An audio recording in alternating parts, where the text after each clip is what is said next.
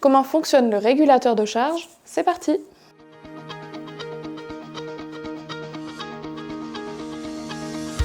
Le moniteur de batterie est essentiel à une installation solaire avec batterie car il permet la surveillance de celle-ci. Voyons ensemble comment ça marche. Un moniteur de batterie mesure les courants entrants et sortants de la batterie. L'intégration de ce courant permet le suivi et l'indication de l'état de charge de celle-ci. Donc sans lui, vous ne sauriez pas quel est le pourcentage de charge restant de votre batterie. Le contrôleur de charge permet aussi de faire un historique. Grâce à lui, on peut connaître les antécédents de la batterie, comme la dernière recharge complète, la dernière synchronisation, la décharge la plus profonde, la consommation et j'en passe. Donc sans cet appareil, vous ne pouvez pas faire valoir la garantie de votre parc batterie. Et oui, nous avons besoin de ces informations pour vérifier le bon usage de la batterie et faire valoir sa garantie. Le contrôleur de charge est composé d'un appareil que l'on appelle le shunt et d'un afficheur déporté pour certains modèles. Attention lors des branchements à bien respecter les bornes. Sur l'une est inscrit batterie only, elle permet de brancher la batterie et seulement la batterie.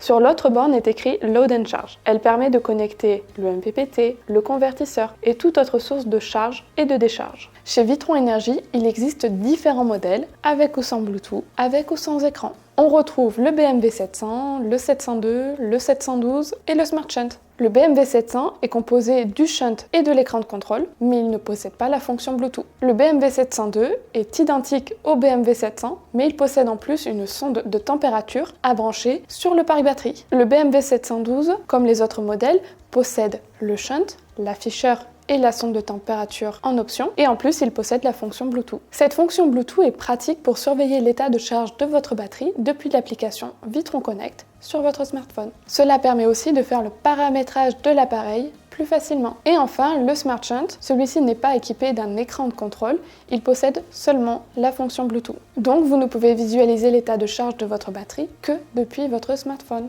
Donc il est très important de rappeler qu'il faut impérativement paramétrer votre contrôleur de charge. En effet, la mesure de l'état de charge ou du SOC pour State of Charge dépend du type de batterie et de sa capacité. Le contrôleur se synchronisera à chaque fin de cycle de charge selon les critères rentrés dans les paramètres batterie. Ces valeurs sont également importantes pour la synchronisation. Un BMW non synchronisé n'indique pas le bon pourcentage de charge. Sur l'application, vous pouvez voir la tension de la batterie, le courant sortant et donc la puissance sortant, les ampères-heures consommés et le temps d'autonomie restant pour la puissance actuelle. Vous pouvez aussi accéder à l'historique de votre BMW. Donc on peut voir la décharge la plus profonde, la décharge moyenne, l'énergie déchargée et l'énergie chargée. Vous pouvez voir le nombre de cycles et le nombre de synchronisations. Ensuite, vous pouvez aussi paramétrer votre contrôleur de charge en cliquant sur le petit rouage, en accédant aux paramètres batterie et en rentrant les informations de votre batterie.